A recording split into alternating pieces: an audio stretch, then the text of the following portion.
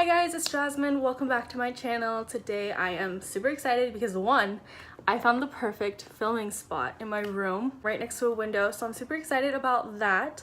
But today I'm going to be talking about a little more of a serious topic. Today I want to talk about how to be the support system when someone confides in you about mental health issues or things related to that, because I know it could be really hard to be the support system. And it could be very draining, overwhelming. You can feel, for lack of a better word, burdened, or there's just a lot of feelings. A lot of my friends come to me for advice just because I know how it feels. So, sorry, my curtain is making an appearance. Okay, this is gonna bother me. Don't worry, it's nothing a little washi tape can't fix. Okay, fabulous. Hopefully this curtain will now stay out of my way as I'm trying to film this with my sophisticated setup. My phone is literally just sitting on top of curling iron holder thing. Okay, so to try to stay on topic, I took down some notes in my laptop. That way I can be as helpful as possible. Okay, so I wrote a disclaimer. I honestly wrote all this out like a week or two ago, so I don't really remember what I wrote. Disclaimer in case you don't know me. Hi, I'm Jasmine. Hi. I'm a lifestyle blogger and I make fun videos about beauties, DIY, fitness, and relationships, but I love using my channel to address issues or questions I get in real life. I've gone through a lot relating mental illness and I have a couple videos talking about that. I just wanted to remind you that everything I say is my own advice and should not be taken as any kind of professional help. I have not studied psychology or anything like that, and I am here to share my personal experiences to hopefully be a resource to those who want to hear my perspective. Very well put. This is why I make notes, because when I just sit here and talk, it's just not on point. And then when I'm editing, I'm like, okay, you idiot, you missed this topic and this point. So I have a lot of notes here. So number one, when someone confides in you, I highly recommend encouraging getting professional help. Therapy and medication, super important. There is no shame in getting help, and that is a really good way to make yourself useful, to just remind your loved one, your friend, family, whoever, that there's nothing wrong with getting therapy, medication, whatever is necessary for them to feel better.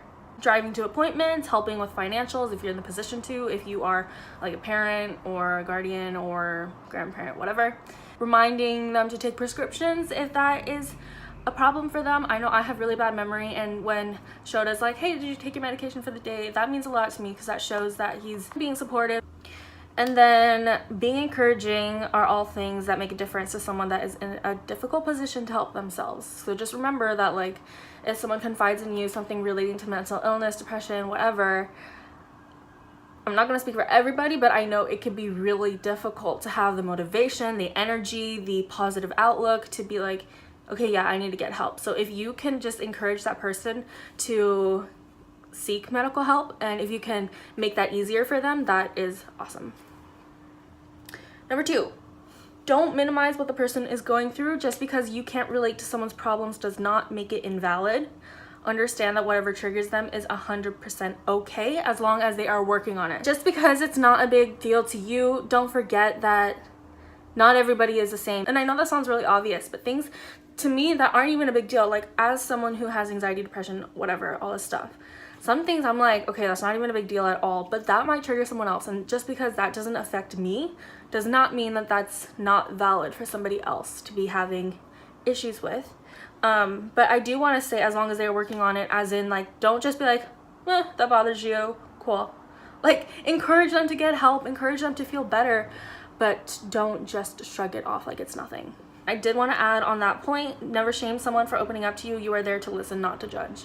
So if you are a friend and you're trying to be there, just remember that whatever words you say, you want it to come off as being a safe place to talk to. Even with the best intentions, sometimes people can come off as judgmental or invalidating when really maybe you don't mean to come off that way, but just think, like, how do my words sound from an outside perspective? Because just because you feel like you're trying to be supportive does not mean that you will automatically come off that way. Okay, 3, whatever that person is going through, it is temporary feelings. Don't get me wrong, mental illness is real and whatever they're feeling is valid, but it doesn't have to be forever. At my darkest times, it really helped me to imagine my life once I got through it. I thought of my future with my boyfriend, living out my dreams, no matter what I was going through, even when I didn't feel like it was possible. I just pictured a life with my future family, laughing and having a good time. It's common to feel like you just want the pain to end, and your family or friend may share that with you. Make sure they're talking to a professional about this. They're better equipped to handle this type of situation, but suicide is a permanent solution to a temporary problem. While I will have to deal with the mental illness I have for the rest of my life, I do not feel the same way I did before I got help. It always gets better. So just remind your family, friend, whoever is confiding in you, that just because it's really shitty right now, whatever they're going through, don't say like, oh yeah, like it gets better, because those words are just so generic and it kind of just loses its meaning. And if you are going through a dark time, like, it's just not gonna help to be like, oh, it gets better, because you just don't feel that way. So recognize what they're going through, but just remind them that everything they're feeling is valid. Okay, it's not like you're saying I don't believe you or something like that, but just let them know, like, with help you can feel better, you will feel better. And no matter what you're going through, there is always help out there.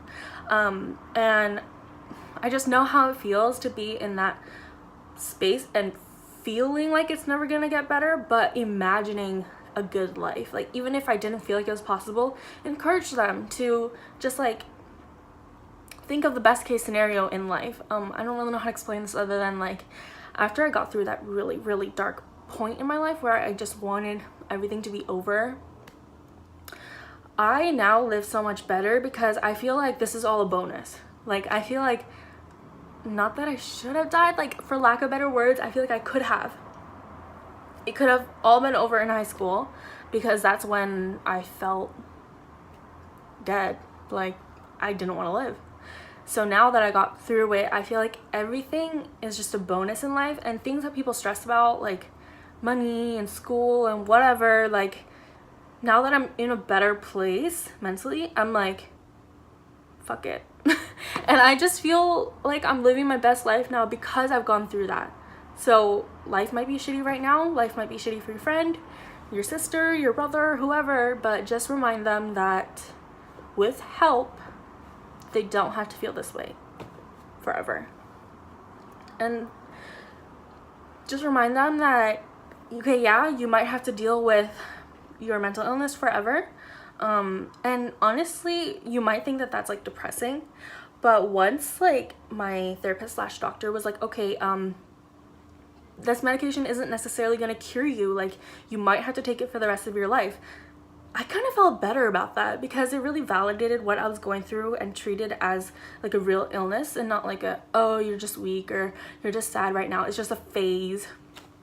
Knowing that what I was going through, and still am going through, like, I still take medication for it, I might have to for the rest of my life, but that's okay. As long as I know that I will feel better, that's what really made a difference to me. And then I just want to remind you to put yourself first no matter what. You can't help someone else if you're not taking care of yourself. Make sure to take time to unwind, relax, have hobbies, have your own life. I just want to give an example. Like, when I when I was in high school and I was going through all those dark times, like, my boyfriend, husband now, boyfriend back then was a really, pretty much my only support system in my personal life other than like professionals. And at that time, it was really hard for me to let him have his own life, have his own time, because as my only support system, I just wanted him to be there for me all the time. But now that I look back, I'm like, I'm glad you had your own time to do your own thing, work on your hobbies, focus on school, do all those things. So don't feel bad for putting yourself first. And if your friend or whoever is kind of guilting you for doing your own thing at times, like, try not to take it personal, and do the best you can. But remember, like, if you give everything you have to this person, like, you have nothing to give really, because you have to take care of you first, and just make sure like you're doing okay, because it can be very draining and very exhausting to be taking on someone else's burdens like that. So just remember to do you as well. My last point I just kind of wanted to make, just remember, like, you are not responsible for anyone else's actions but your own. You can't control what people say, you can't control what people do, so try not to take things to heart. And like, don't be a dick and not try. But remember that you cannot force anyone to do anything. It could be very draining to take on another person's issues, but remember to keep your own mental health in mind, and remember that that is always your priority. And this is very cliche, but something that I was told a lot is when you're on an airplane, if the oxygen masks come down, the plane is crashing, whatever, you have to put your own mask on first before helping someone else, because girlfriend, boyfriend, whoever you are, if you do not take care of yourself, if you don't put your own mask on, you gonna die. So how are you gonna help other people, you know? Cliche, but helpful. It's just an easy way to remember. And if nothing else, just love on them and just be there in my darkest times. What I appreciate the most, when I didn't have the strength or energy to go out, Shota kept me company and made me feel less alone. We would take naps if I was tired or if I had a rough day. We would watch movies. He'd build forts and always make me laugh, even when all I wanted to do was spend every day inside, laying in bed, thinking about death. I mean, depressing, but that's what my life was. And he made it more fun. He built forts. He played funny movies. He did what he could to make the times less depressing. And now that I'm feeling better, happier, and healthier, I really cherish those moments where he didn't make me feel weird or like there was something wrong with me. And at the end of the day, he listened, did not judge, and brightened up my days and gave me hope. That's all you really can do.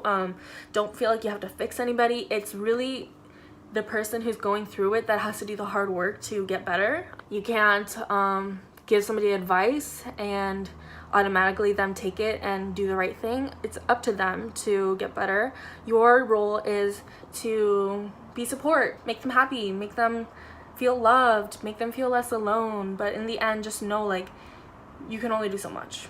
Don't be too hard on yourself, and know that it's a tough role being the support system for someone that is suffering. The fact that you are watching this video and trying to understand your loved ones better is awesome, and they're very lucky to have you in their life. And that's kind of it for this video. I hope what I said makes sense. I hope it could kind of give you a little bit of clarity on what you want to say or how you want to act around someone that's going through rough times like that. If you have any other questions, comments, concerns, feel free to leave them in the comment box below or hit me up on Instagram. And if you enjoyed, please don't forget to like and subscribe, because that really helps me out. If you like these more serious types of videos, please let me know. Otherwise, I really enjoy making lighthearted content as well. And yeah, I think that's it. Until I see you guys next time, good luck, stay positive, it always gets better, and until I see you next time,